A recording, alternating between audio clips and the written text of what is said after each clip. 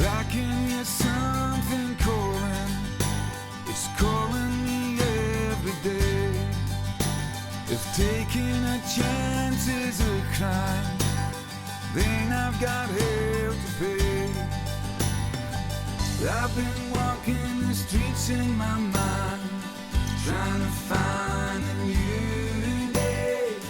Keep on searching until I will find, until I find a new way.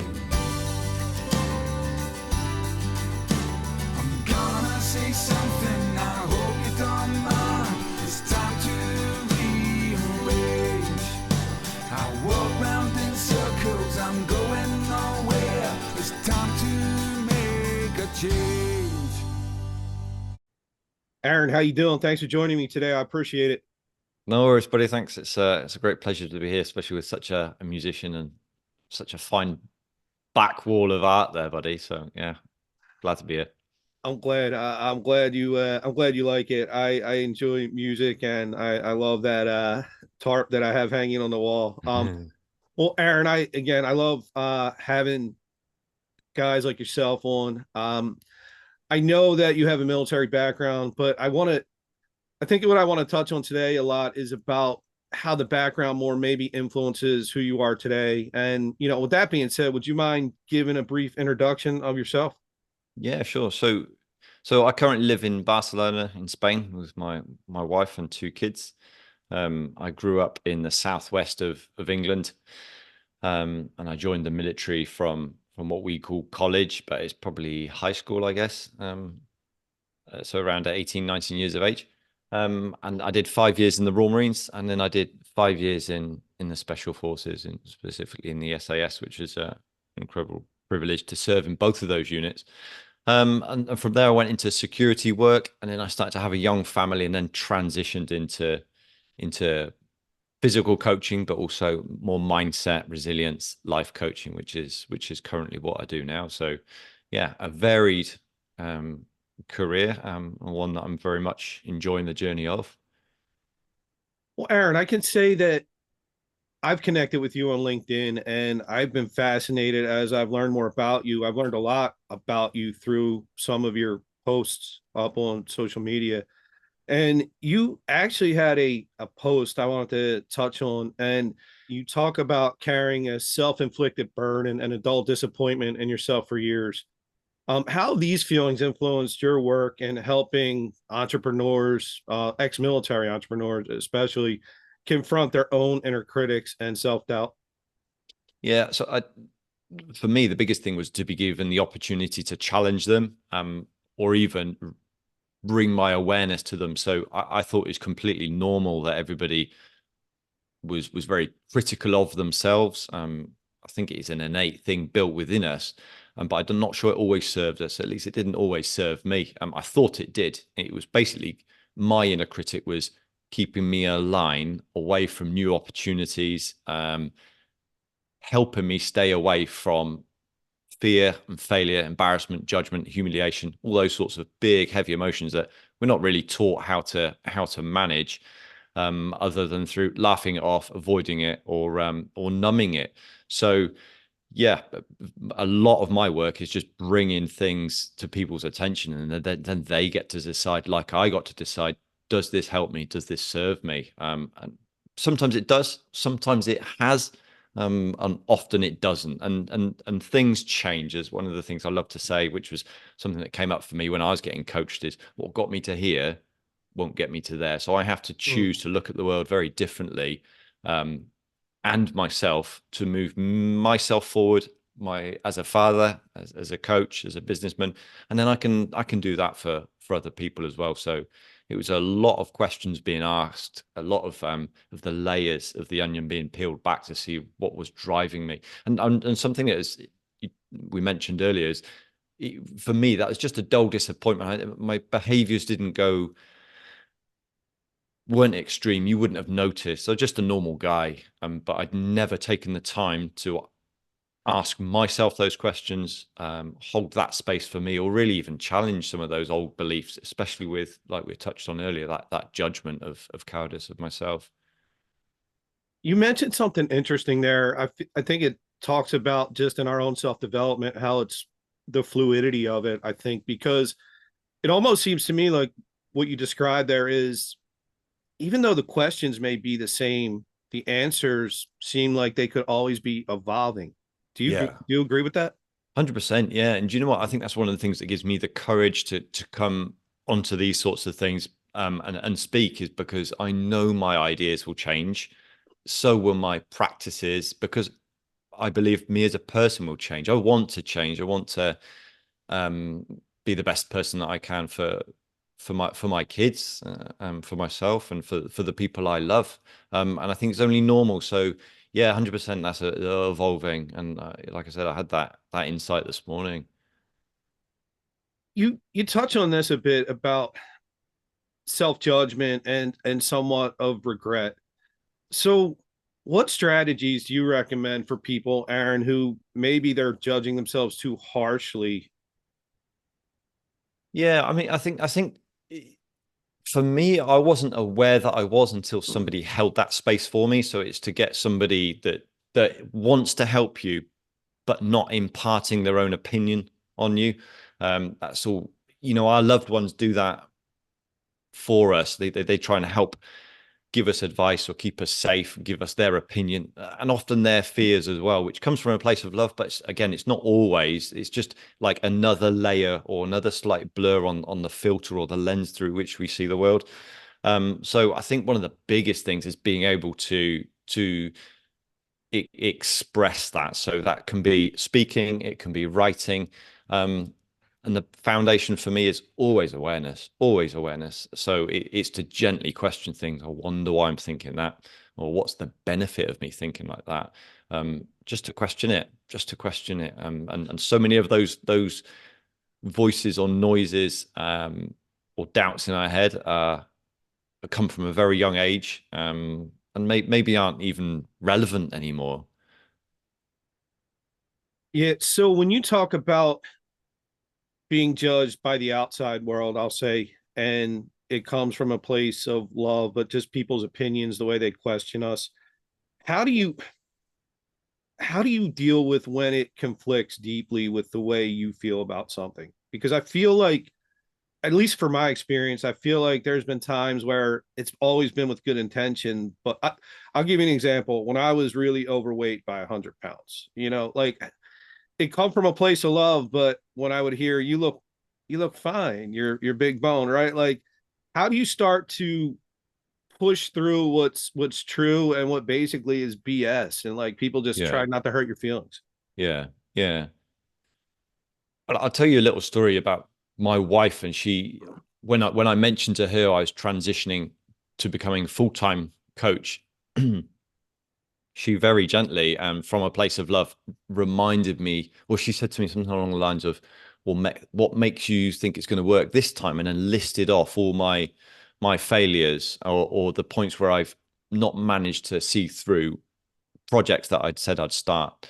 Um, and initially, this is probably what the first thing is: acceptance. It's like, oh, that really hurt. That was a good old fashioned kick in the balls. I'm not going to lie to you, but rather than react straight onto that, it was just take a second. It was a pause, and what I in that pause, which comes with practice, it goes from um, reaction to response. So I understand she was anticipating that this new project was going to fail. She had evidence of the past, and she doesn't want me to feel that level of disappointment. So yeah, what helped me in that moment was, because I'd done lots of work on myself, I had the awareness. Um, then it comes into acceptance that, yeah, acceptance of where I am, starting a new project. It may fail. Yeah, she's right. She's right. But I'll wear that. And so it's knowing, again, which is leading a little bit further on, that I'll be enough. So whether I win, lose, or draw, emotionally, me as a person, you can even hear that when I breathe that out. It's just, I'll be okay. So yeah, they're it's like I said earlier, finding those people who aren't gonna mollycoddle you, to try and save you from feeling something, but are going to help you see your truth, which will lead you to where you need to get to. I'm glad you brought that up because I think this is an interesting. I really like to hear your take on this. So, how do we guard against wasting our time and energy for a situation like that? I know that was your wife, and I know it's a little different, right? But I know there's a lot of times when we look at those outside influences where it becomes like we're just in it to prove everybody else wrong. How Yeah. do we guard against wasting that time instead of proving them wrong? We just doing it for us and what's best for us and proving ourselves right. Yeah, I think that's a journey, to be honest, Charles. And for me, one of the biggest things that I recognize is the invaluable support that coaches, mentors have, the role in my life to move me along, because it's not always black and white, and an injury recently highlighted that to me. There's lots of people giving me opinions and advice on how to get better, but I've decided to trust one person, and they'll get me there. And if they don't, then there's somebody else that will help me. So how do we guard against it? I think practice, and it's knowing who you want to trust and understanding that there's probably lots of different people. Yeah, so it'd be to put my trust into one person. Have, if you wanted to get really specific, have some measurable things, so dates, times, if it was losing weight, a schedule, something that fits in with you, and yeah, hand over that trust. But again, it comes back to acceptance, really. This is where I am, this is what I need. Can you help me? So you start to touch on it about coaching, how your transition from special forces to coaching. Can you talk a little bit about the parallels between the challenges faced, in the military and those that you experience in coaching others? Yeah, so the first thing that jumps out to me is to respond that it's not very similar at all. In the military, there's always something physical to do. So when emotion arrives, and be that through adrenaline and the need to do something, there was 9 times out of 10 something physical to do to use that energy, emotion with purpose. Whereas in business, the difficult thing is often that's internal. So the nerves that I feel before I come online with you, there's nothing physical I can actually do about it. Fight or flight isn't going to help this conversation. So it's to recognize those things for me. And again, acceptance. Yep, it is a challenge. But again, to be part of something bigger, so know why I'm working, what I'm serving and working towards, but to have those people that remind me, this is what you need to do, or this is how you need to act and behave to have a business. Otherwise, it'd be really easy just to give up and go and get a job and that, if people want to do that, that's absolutely fine. Being an entrepreneur is not for everybody, obviously. So again, it comes back to having a real solid support network, and it's not always through coaching. There's loads of brilliant groups out there, and even friends can do that for us. So support is a big part of that for me. So Aaron, I want to, it sounds like, do you have your own coach now? Yes, I do. Yeah, and I've gone through. In fact, no, I've just finished last 2 or 3 weeks ago. But it's something that I'm in the next couple of weeks. We'll start again. It always helps me level up, and I recognize that I am my own worst enemy, and that the more that I work on myself, the inner critic gets quieter, but he also gets a lot cleverer. So procrastination is a big one. Finding busy work to do rather than having the uncomfortable sometimes conversations that I need to with clients or friends or whoever it might be. So it gets more and more subtle, the ways to work around what I avoid. So that will probably be similar for lots of other people as well. And Aaron, do you find yourself taking a lot what you learn through your own journey as far as working with coaches? Do you find that translates a lot with your own clients, or is it different? Yeah, I think it does, because the way that I see the world, yet like I said, the more that I work on myself, the more space I can hold for my clients. So it's like if I'm given a set of red lenses at birth, I'm going to see the world as everything's red. my job for myself is to clean those lenses and make sure, is that red mine, or is my actual lens blue, or is it clear? Otherwise, when you're speaking to me and I'm trying to help and serve you, hold that space for you and get you to where you need to get to, everything still looks red. So yeah, it's a constant thing. And I've had clients that are incredibly astute, manage to really up level themselves through the work that they've done on themselves, and almost challenge me. And then I know, right, now I need to go back and work on myself again, or I need to really go into that uncomfortable place and ask myself those questions, because I'm looking at their situation through my narrow field or dirtied lens. So yeah, it's a constant process. But it's the beautiful thing about that, Charles, is just like we're talking before we came on, is that everybody that's important reaps the benefit from that. So when I'm a better dad or person, I'm a better dad, I'm a better son. And that's what's, for me, that's what's very important. How do you guard against, as you're talking about that, I'm trying to, God help us if I was a coach, God help the world. But I'm trying to think, if I was coaching people, knowing my own journey and what I still struggle with and am working on, how do you guard against almost being overwhelmed, where like it's taking on all of your clients and everything all at once? How do you kind of just like keep it focused on that individual client at that moment in time? Yeah, that's a practice as well. And that's one of the reasons why I had a coach, is because I used to fail at that. And I said I didn't fail because I was able to catch that and talk about it and learn from it. But it's accepting that I'm human, that I see the world. And to go back and answer your question, I'm not sure I quite did. So yeah, I often, because it's so real and true for me, my lens is really blurred, but I perceive it in a positive way. But it can misguide people as well, is the compassion and courage thing. So the ability to be kind to ourselves and the knock-on effect. So I really pick up when people are very harsh to themselves, because it has a knock-on effect. And what courage might look like, or we assume, can be very, very different. So that's potentially what was very, very profound for me when I was working on myself. So there's no doubt that influences what I see in people and how I like to help push them towards, because it has a knock-on effect.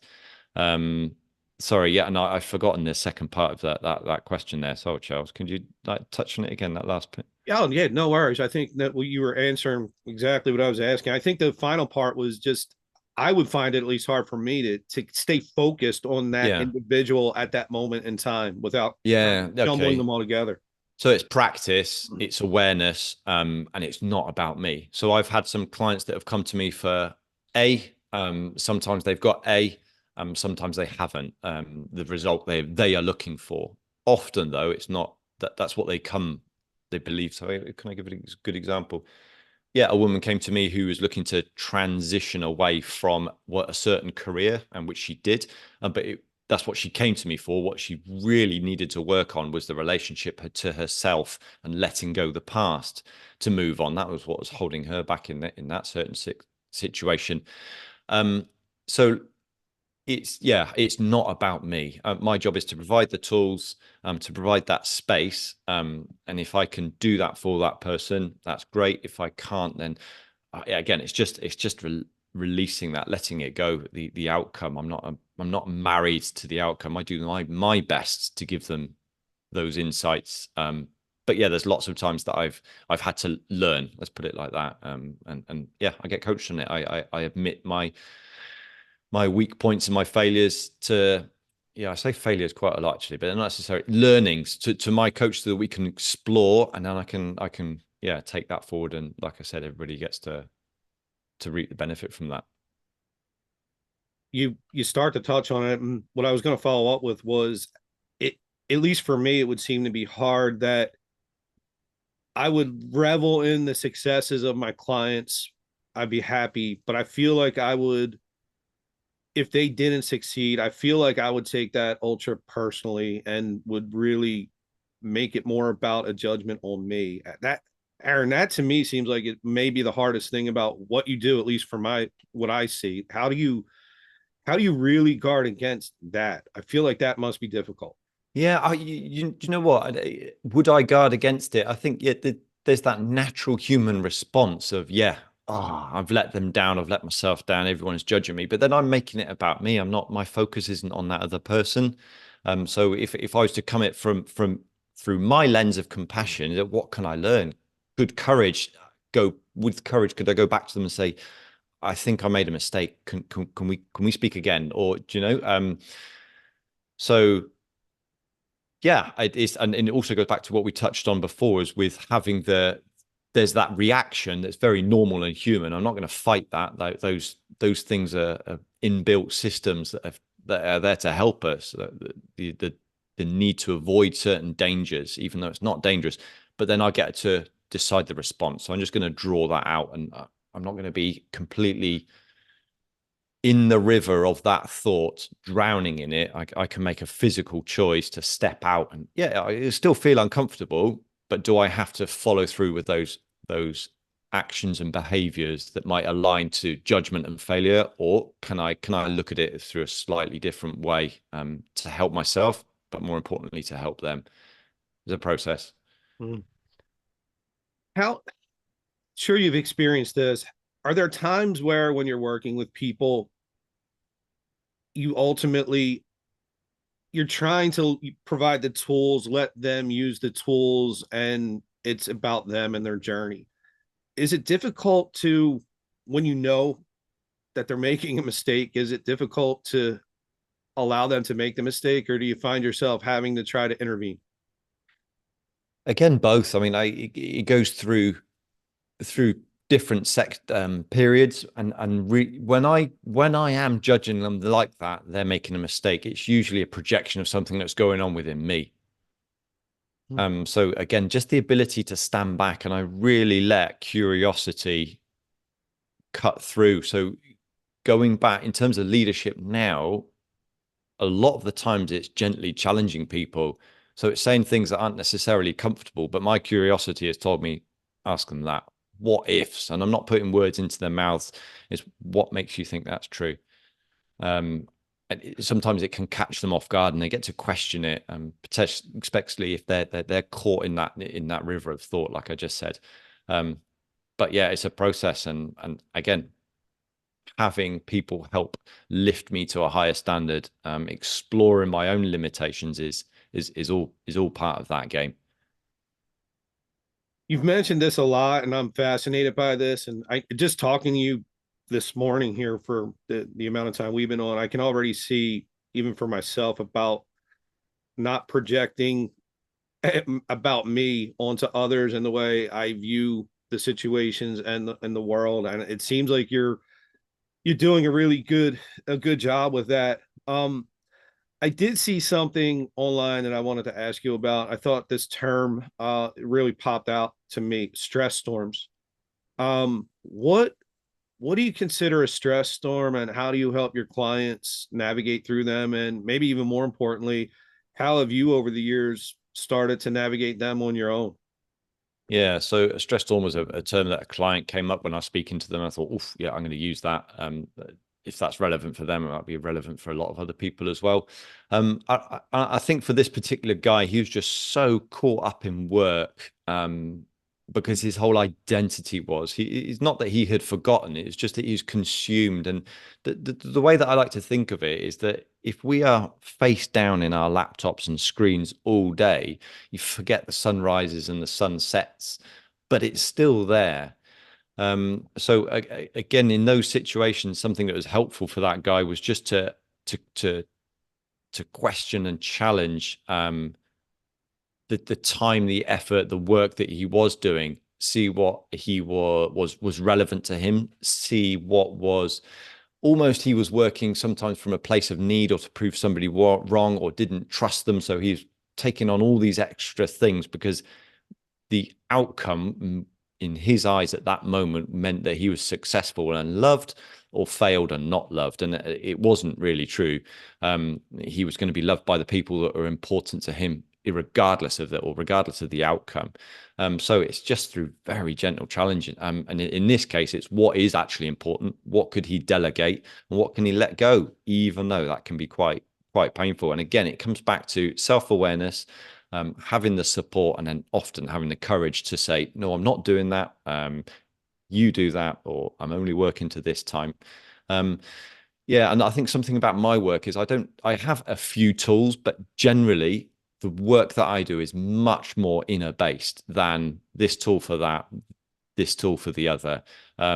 That said, there is simple little things like physical activity, getting out of our heads through conversation or writing down, planning certain things are just small examples. Yeah, and like I said, going for a walk sometimes just before we come into the house to make sure we're turning up as the best versions of our of the dad that we want to, rather than bringing the weight and the pressure of the office back into the house. Yeah, is something that had also helped this guy. I saw something about reclaiming your life, that concept. What does that concept mean to you? And how do you help facilitate that for others?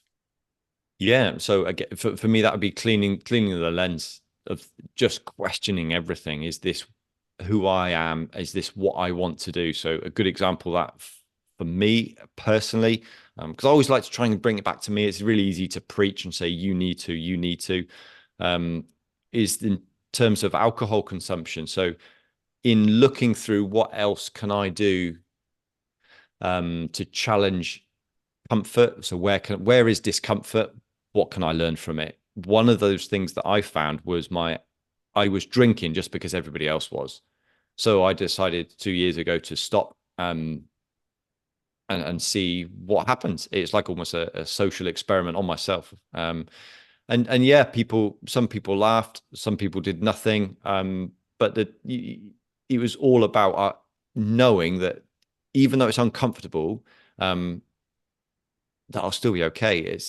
And a great example of that was I went back to visit some mates who were all still serving at this time. Yeah, it's around Christmas, Christmas last year. Big long hair, big long beard, and I wasn't drinking. They're all serving. Needless to say, the jokes and the incoming was relentless. For about 10, 15 minutes, and then they got bored and somebody else got it. And so even though I was really, really uncomfortable, there was a belief that I'll be okay. And once upon a time, I would have conformed.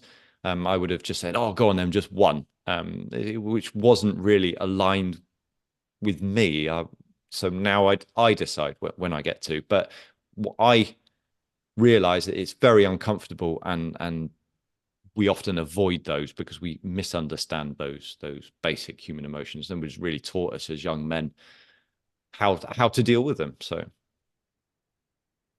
You touched on this there and even earlier on our journeys, Aaron. You emphasize the importance of creativity, play, meaningful experiences.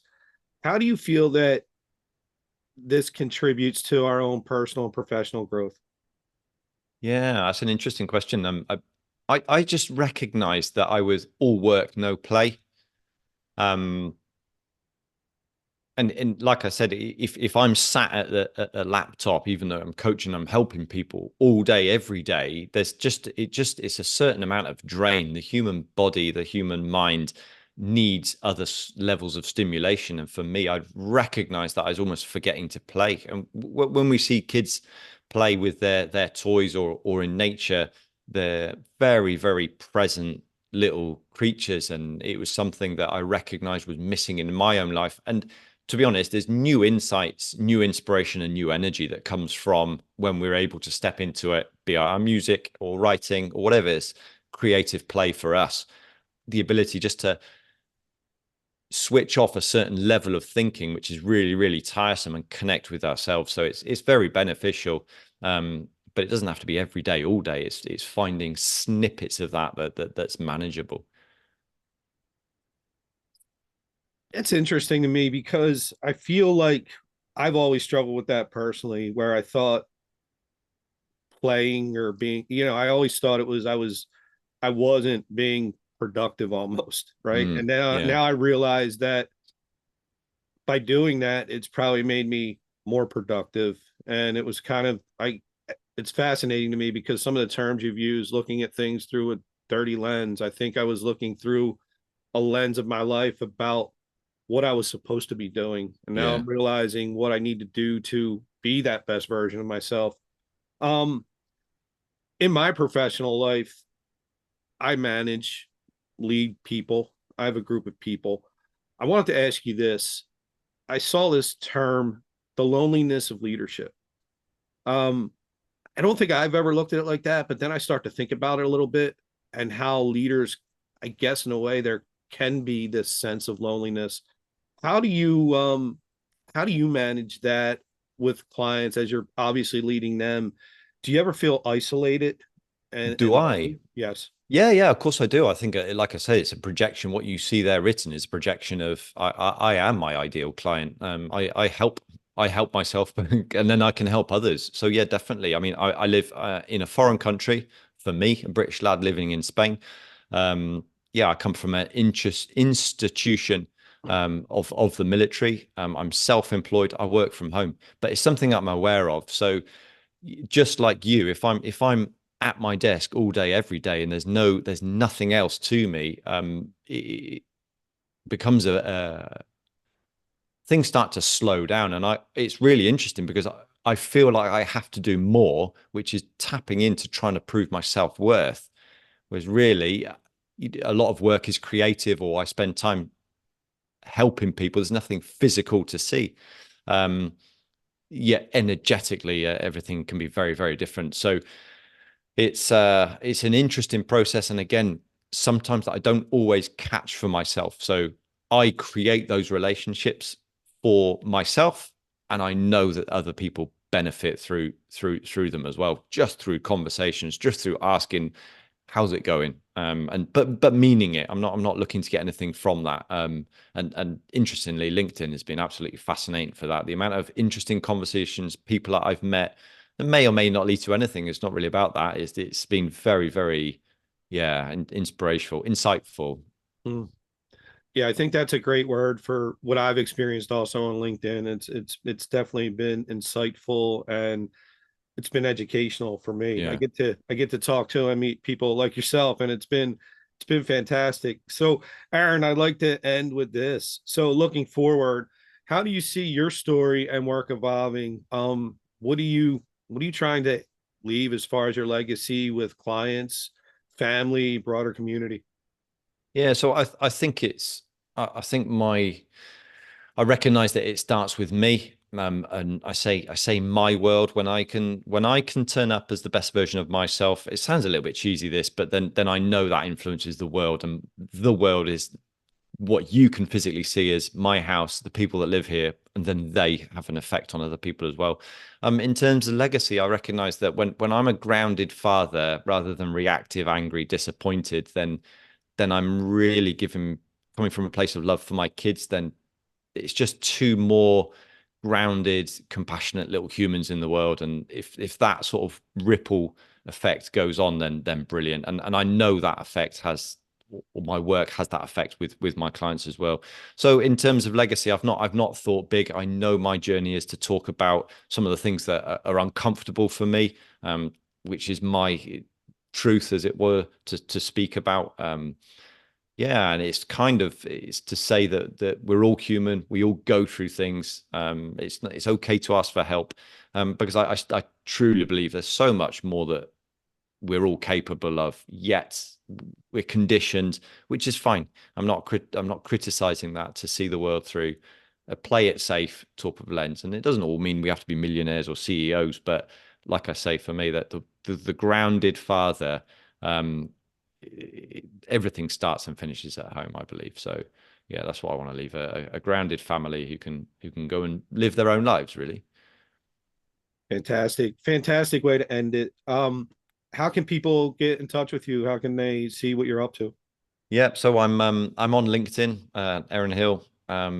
Hopefully you'll get to leave some notes on here, on Mhm. Instagram as well. Working less and less on there though, as I find my place. My people are on LinkedIn. I think the people that I love to connect to, and I also got a website, Synergy Coaching Solutions.